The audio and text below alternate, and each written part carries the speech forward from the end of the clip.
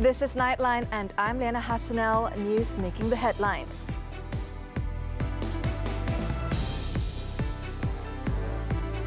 Prime Minister vows to end Sabah's long-standing infrastructure problems. And Jolo's former aide's demise classified as sudden death.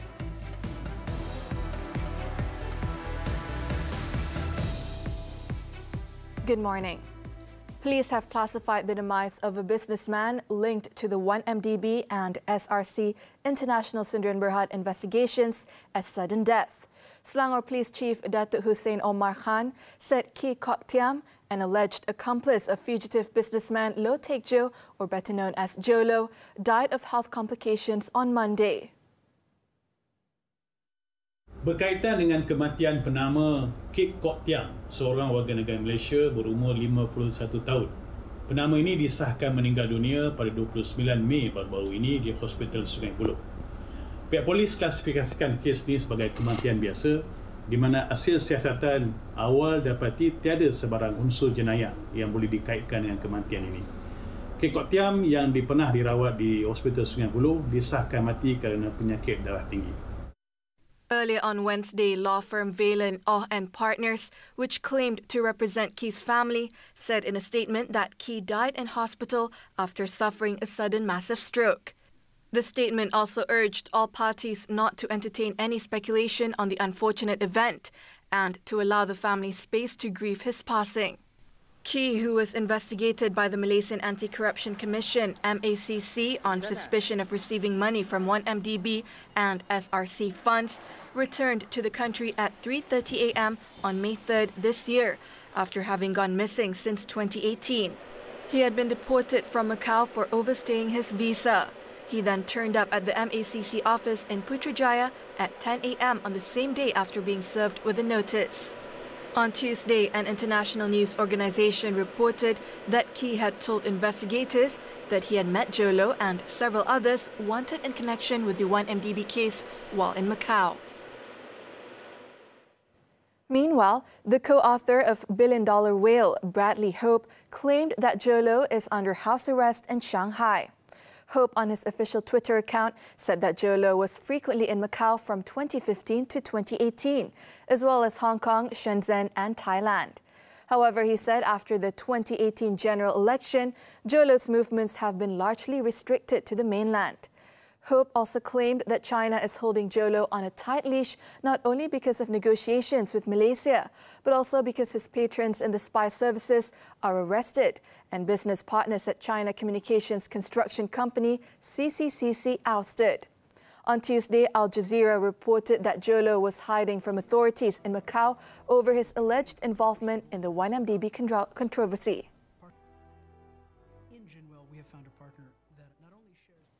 Datuk Sri Anwar Ibrahim said the government is serious and determined to quickly resolve infrastructure problems faced by states, including Sabah. And for that to materialize, the Prime Minister pointed out that close cooperation between the federal government and states is crucial to ensure proper planning and smooth implementation of projects to overcome such problems, including those concerning water supply, road and education infrastructure. Saya telah beri keputusan, esok pagi, insyaAllah, saya akan adakan mesyuarat tertinggi peringkat Persekutuan dan Negeri untuk menyelesaikan masalah air bersama dengan kerajaan negeri. Datuk Sri Anwar said this when speaking at the closing ceremony of Pesta Keamatan 2023 at Dewan Hongkot Khoisaan, Kadazan Dusun Cultural Association in Sabah. He also said that he was personally committed to resolving Sabah's woes, as evident from his third visit to the state as Prime Minister, to have a first-hand view of the situation in the land below the wind. The Prime Minister added that action was being taken to ensure that the Pan-Borneo Highway project, as well as road repair and maintenance works in Sabah, could be implemented speedily for the benefit of the people in the state. He pointed out that in order to smoothen the implementation, part of the repair and maintenance works would be handed over to the state government, in accordance with national financial regulations and policies. Meanwhile, At the Meet Anwar at University Malaysia Sabah UMS Kota Kinabalu event in Sabah, the Prime Minister announced an allocation of 3 million ringgit to help solve water problems at the university. Okey, ya, satu beri 700,000 campur 3. Okey, saya luluskan 3 juta ringgit. Sebab saya tidak mahu anak-anak beres. Dan saya nak sebut di sini, ini keadaan yang sukar. Saya ambil alih jawatan Perdana Menteri dalam keadaan hutang 1.5 trilion ringgit. Ya. Jadi bila saya minta wang bukan semudah itu, tapi saya bercakap dengan conscience. Datuk Sri Anwar said it was not easy for the allocation to be given, but it is being provided because he understood the difficulties faced by the students. He also said the fund will be channeled to the state government in the next few days. Later in the day, at a meet and greet with armed forces personnel at 5th Brigade Headquarters at Lok Kawi Camp, Kota Kinabalu in Sabah on Wednesday, Datuk Sri Anwar announced that the Malaysian Armed Forces, MAF, are qualified to receive the Regional Incentive Payment, BIW, effective July 1st. The Prime Minister said the incentive was meant to replace the Sabah Sarawak Incentive Payment, BISS, and the Peninsula Incentive Payment, BISM, and would benefit a total of 33,586 MAF personnel. Padahal kos sama, harga barang sama, sewa sama, harga pakaian sama. Jadi, boleh mungkin saya tidak pergi menginjau wajah kita pertahankan. Maka, kerajaan bersetuju memanjangkan bayaran insentif wilayah, menggantikan BISS dan BISM. Also present at the event were Sabah Chief Minister Datuk Sri Haji Nur and Defence Minister Datuk Sri Muhammad Hassan. The Digital Communications Ministry, through the Communications and Multimedia Commission, MCMC, has been urged to monitor social media posts with race and religion-based narratives used by politicians. Deputy Prime Minister Datuk Sri Ahmad Zahid Hamidi said that according to a report by the Centre for Independent Journalism, CIJ, which claimed that politicians were using race and religion issues on social media for their political mileage. Malah fatwa yang pernah dikeluarkan oleh seorang pemimpin parti politik yang untuk mengkafirkan parti politik yang lain atau yang mengharamkan apa yang dilakukan oleh ahli-ahli sebuah parti masih tidak ditarik balik. He was speaking at a media conference after attending a town hall session on Community Development Department, Kemas Preschools in Putrajaya. Earlier, an analysis by CIJ discovered that race and religious-based narratives topped the list of local social media posts in the month running up to the 15th general election held on November 19th last year.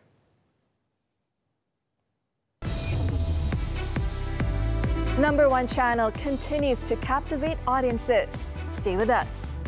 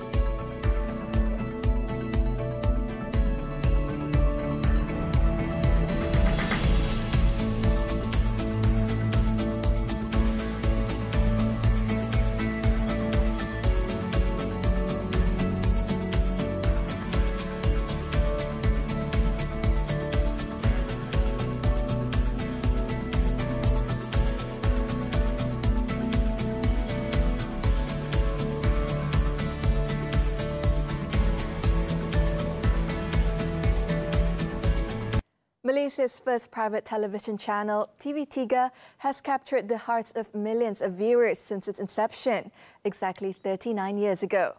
Owned and operated by Media Prima Berhad, TV3 has a rich history that traces back to its humble beginnings. It was on June 1st, 1984, it broke the monopoly of state-owned channels and aimed to provide high-quality content to viewers. Through strategic programming decisions and a focus on local culture, TV3 became the #1 channel in Malaysia, captivating audiences with popular dramas and diverse programming. Today, TV3 maintains its dominant position by embracing digital transformation, expanding its online presence, and investing in technology and talent. The channel's feature direction includes enhancing the viewer experience, engaging with audiences through digital platforms, and exploring partnerships for high-quality international content. With a strong foothold in the Malaysian media industry, TV3 is well-positioned to navigate the ever-changing landscape and maintain its status as the nation's preferred television channel for years to come. 39 years on and still dominating the country's media industry, Malaysia's #1 channel attributes its success to the continuous hard work, dedication, creativity and innovative ideas of TV3 staff, also to its loyal viewers. In conjunction with the station's 39th anniversary, Nightline's Nadia Azmi spoke to Media Prima's Deputy Chief Executive Officer of Television Networks and Primeworks Studios, Nini Yusof. Let's take a listen.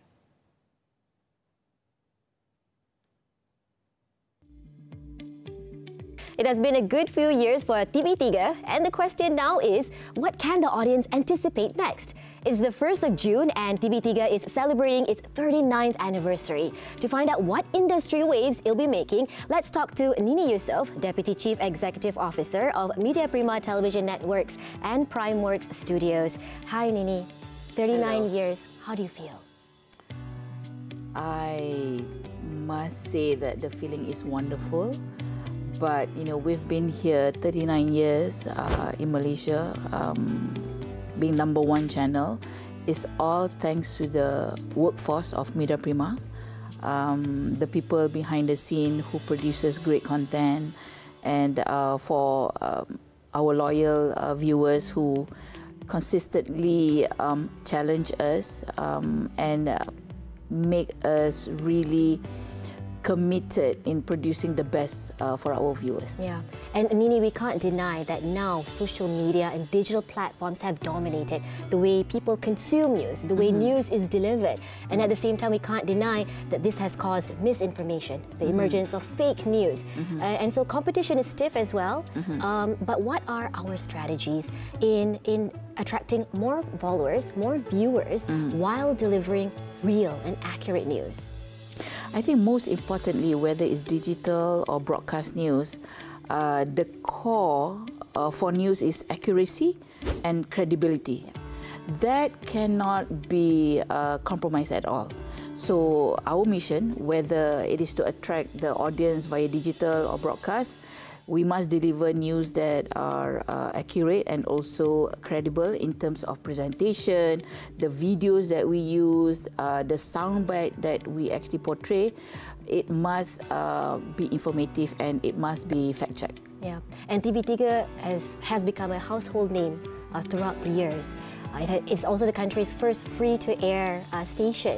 So what are our plans to keep the channel relevant to the audience? Now times are changing, trends are changing, and there's a whole load of a host of alternative media platforms. How do we keep up? You know, I can still remember when I was growing up, when I first watched TV3.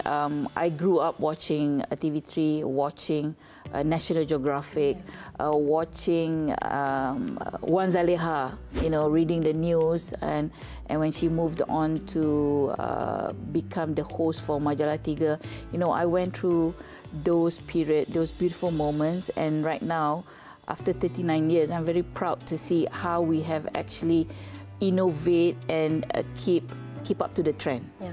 You know, so in terms of news, for example, right, we know that the younger generation, they consume news. They do. They look for information, but they may not watch it on broadcast news, but they consume the news via mobile, via the tablets, via the computers. So as TV3 move forward and, you know, to maintain our leadership, we sort of like have to provide the content in a different format that is suitable to the digital native viewers. So, for example, our videos will be shorter. The headlines are more attention-grabbing because you have a lot of things going on, right? You have the videos, the TikToks, so you need to put the right headlines. Videos are short, you have memes. Now, just a picture can tell a lot of stories. So you need to be keeping up with the trend. Okay, and let's go into Buletin Utama. Buletin Utama has a reputation of being the nation's #1 preferred news bulletin. It has garnered a huge following throughout these years, throughout the 39 years. What's in store? What's new that we can see or expect to be injected to add value to Buletin Utama? Yeah. So, you know, Buletin Utama is great. It's 8 p.m, our primetime news, policy stories. But most importantly, what makes Buletin Utama popular is actually it tells the stories of the people, Malaysians. We feature more human stories. You know, I see you reading news, Buletin Utama right now, right? So we have new faces, you know. We inject certain new faces so that, you know, it keeps fresh, right? Most importantly, we also feature global news, other than the local news, human stories, right? Most recently, we had the special interview with President Jokowi right before the ASEAN Summit. So we want to do more of those. Okay. What's happening around the world, I think, is relevant because with the current, like you said, you know, digital, all the news are at your fingertips. So we need to be current. So to keep up with global standards, to be seen on the global stage, will we be seeing more elements to encourage, to prompt the reputation, the TV3's reputation to be on a larger scale? Will we see more of that? We hope so. I mean, like, you know, I would love to say that, you know, the team will work on more special reporting. So big cases, right? When the government announced certain new policies, we will have more and better follow-up stories. We can have one-on-one interviews. Yeah. And also, Nini, in conjunction with the station's anniversary, what's new or exciting that the audience can look forward to? I think especially for our 39th anniversary, I'm really excited because, you know, TV3 being the #1 station in the country, we want to give back. Right? Yeah. So we're working with two very popular entrepreneurs, Amira Zaini and also Alha Alpha Brands, where Amira Zaini is coming out with a special collection of tudong. You know, it's really nice. It's pastel colors. We've got one black, one sort of like very pinkish, where the motif is actually based on the sakura flowers. Okay, because, I think you're wearing one of her. Yeah, as well. Exactly. Yeah. Thank you. And in a sense that because we this year the special content that we have is basically anime. You know, Tonton, our OTT platform, has got a new Animax channel which features some of the most popular anime in the country. We have Tokyo Revengers, we have Cell at Work. So we are synergizing with our local entrepreneur, coming up with the local tudong, in a sense that with the sakura flowers, because it's very anime, right?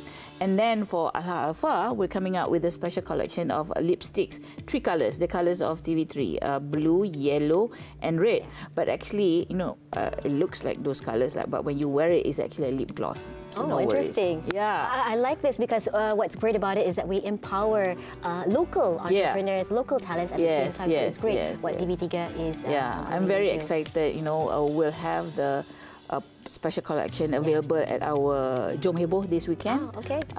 And yeah, exciting really times. Nice. Exciting times ahead. Indeed, Nini, I think everyone is looking forward to all of that. So thank you, Nini, for being with us here tonight. Thank you for having me. Indeed, we are happy to see what's up ahead for TV3, and also happy 39th anniversary to TV3. Also, see you at Carnival Jom Heboh. That's happening this weekend.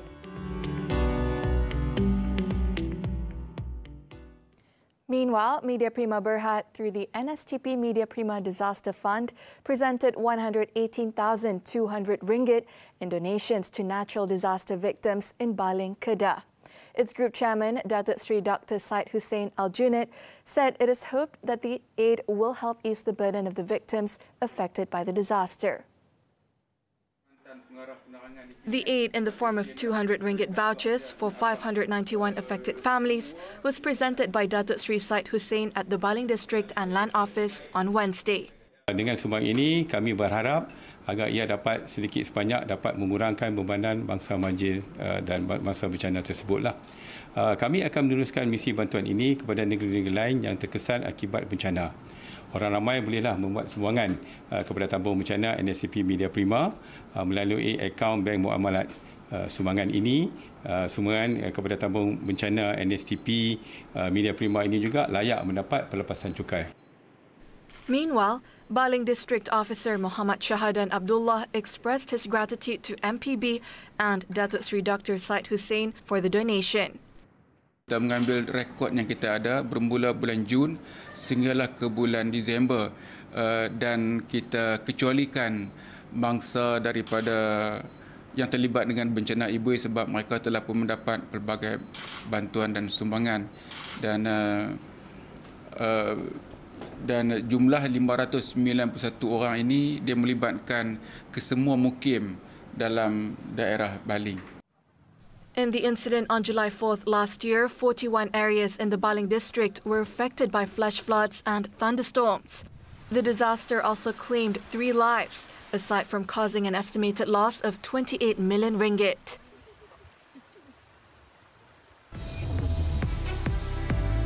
Coming up after the break, free pneumococcal vaccine for children born in 2018 and 2019. Don't go away.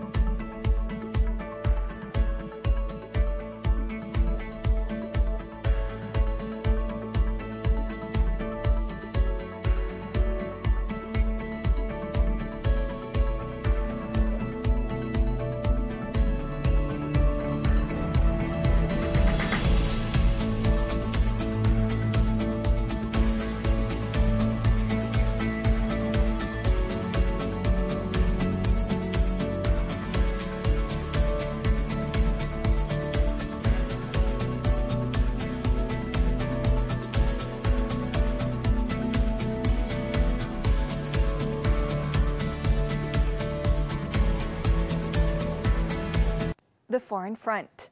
The European Union (EU) is open for engagement to address issues raised by the Council of Palm Oil Producing Countries, CPOPC, on the European Union Deforestation Regulation, EUDR, which is allegedly unjust and detrimental to free and fair trade.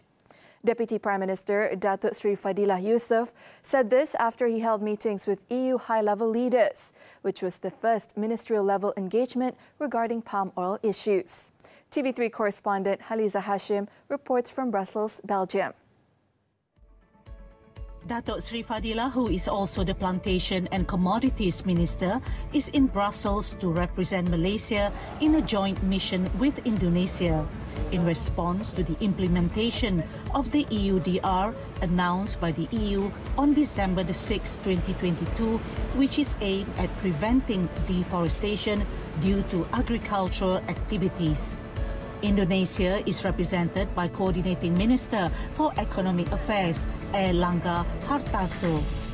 CPOPC is pushing for the EU to recognise efforts that have been made towards ensuring the sustainable production of palm oil in producing countries in coming up with the guidelines for the EUDR.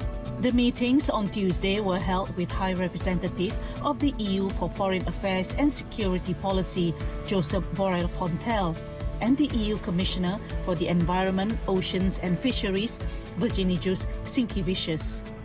European Commission Executive Vice President for the European Green Deal and Climate Action Policy Commissioner, Frans Timmermans, the European Parliament Vice President, Heidi Hautala, and Chair of the International Trade, Bernd Lange. Datuk Seri Fadilah said he is satisfied with the meetings, adding that the 5 EU leaders took the views of the CPOPC seriously as it highlighted that discriminatory and unilateral actions such as the EUDR would have a negative impact on smallholders. EU secara prinsip bersetuju, cuma mereka perlu berbincang secara dalaman macam mana kaedah untuk mendapat komitmen daripada EU itu sendiri.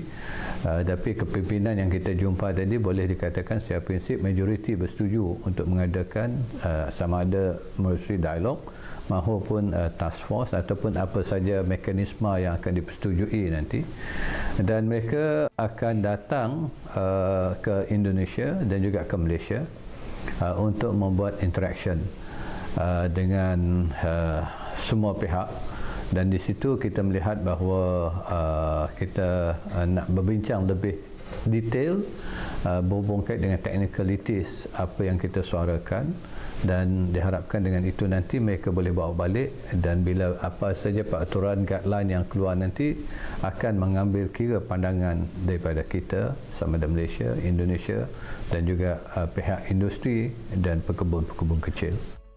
The Deputy Prime Minister added that any mechanism that will be used in the future needs to involve producing countries, industry players, representatives of non-governmental organizations and smallholders, so that there will be clarity in terms of the guidelines issued and that no party will be marginalized. For Malaysia, these include initiatives to stop cultivation in peatland areas and tightening regulations on existing oil palm plantation on peatland, banning the conversion of forest reserves for oil palm cultivation, and a pledge to provide a map of oil palm plantations for public access. It emphasized that the Malaysian government is committed to key policies related to sustainable palm oil. Malaysia and Indonesia contribute 80% to the world's palm oil market. Halisa Hashim, TV3, Brussels, Belgium. Back home, beginning June 1st until May 31st next year, children aged between 4 and 5, born between 2018 and 2019, will be able to get free pneumococcal vaccinations at all Health Ministry primary health facilities. According to Health Minister Dr. Zaliha Mustafa, it was an expansion program for pneumococcal immunization, where previously children born between 2018 and 2019 were not included in the target group for pneumococcal vaccination under the National Immunization Program. Kita tahu bahawa imunisasi ini adalah salah satu intervensi kesihatan awam yang sangat cost efektif, ya, untuk melindungi bukan saja kanak-kanak, bahkan masyarakat keseluruhannya dari penyakit yang kita boleh mencegah melalui pemberian vaksin. She was speaking during a press conference after officiating the National Level Immunization Day 2023 celebration.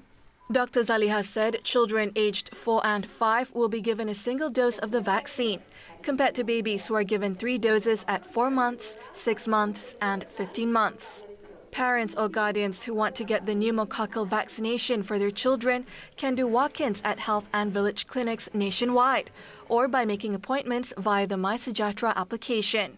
The Health Ministry has targeted a total of 700,000 or 70% of 1 million children born between 2018 and 2019 to be given the pneumococcal vaccine through the initiative. In Pulau Pinang, a member of the People's Volunteer Corps, or RELA, has been remanded for 7 days to assist in the investigations into the recent disappearance of a 5-year-old girl in Taman Kuala Muda, Penaga last week. The remand order against the 70-year-old suspect was issued by Magistrate Rosni Muhammad Razwan at the Butterworth Magistrates Court. Rosni ordered the suspect to be remanded until Tuesday to allow police to conduct an investigation under the Child Act 2001. The media had reported that the victim was reported missing after leaving her house. She was found 24 hours later at about 2 meters away from where she was reported missing, with injuries on her face, head and body.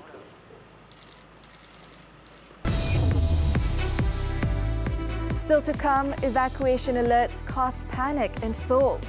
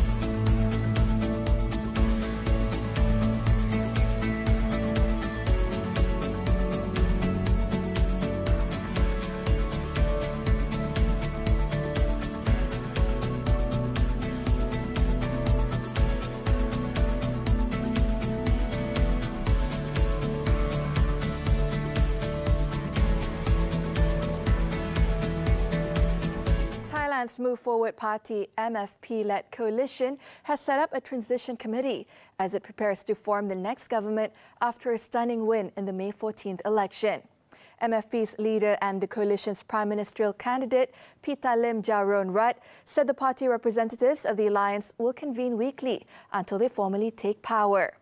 The coalition also reached an agreement to form 7 working groups aimed at addressing various issues, including on constitutional amendments, the economy, the drought and the El Nino weather phenomenon, as well as drug-related issues. According to Pita, the distribution of cabinet positions would be addressed at a later date, while on the House Speaker position, where MFP and Puat Thai have publicly squabbled, it would be settled as soon as possible. The 8-party coalition was formed with 313 of the 500 seats in the House of Representatives, which has 400 seats for winning constituency candidates and 100 party seats allocated on a proportional representation basis. However, it needs another 64 votes to secure Pita as the next Prime Minister. The Election Commission has until July 13th to officially certify the election results, which will enable the convening of the first session of Parliament and the subsequent selection of the Prime Minister. Rare wailing air raid sirens and mobile phone alerts calling for evacuations have rattled residents of the South Korean capital, Seoul, on Wednesday, after North Korea tried to launch what it claimed was a satellite.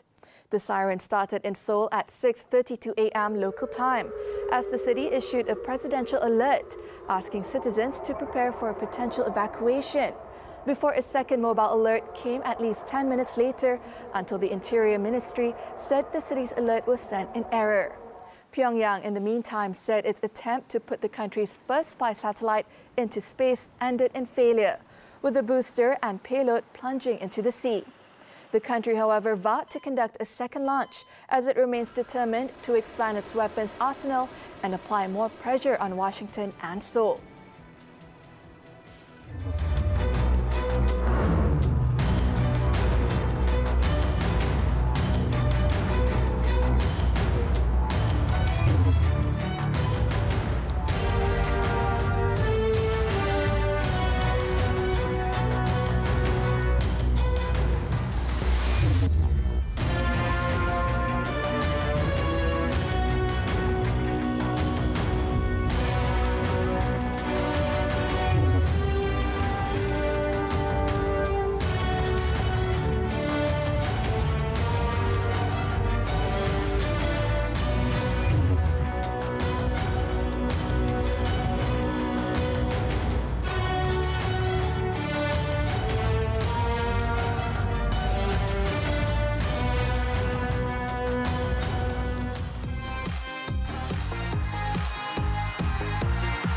Ayo semarakkan sokongan anda untuk Harimau Malaya.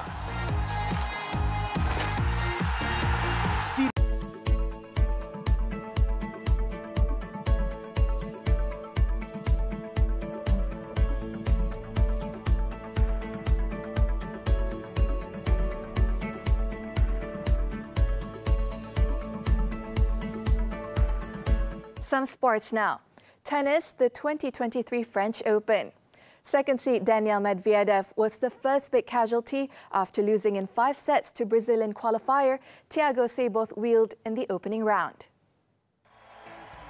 After winning the opening set 7-6, Wild looked to have blown his chance when he failed to convert a 6-4 lead in the second set tiebreak and missed the easiest of overheads to hand Medvedev the set 7-6. The Russian comfortably won the third 6-2 as well, but Wild fought back brilliantly in the fourth and broke the Medvedev serve 3 times in the decider to win 6-3, 6-4, clinching his first Grand Slam win with his 69th winner. In the women's event, Iga Swiatek began her title defense with a straight sets win over Kristina Buksha. The first-seeded Polish was broken in both of her first 2 service games, but the world number 1 still took the first set before finding her rhythm and dominating the second, forcing 3 successive breaks for a 6-4, 6-love victory. Next up for Swiatek will be a second-round meeting with Claire Liu or qualifier Elena Inalbin.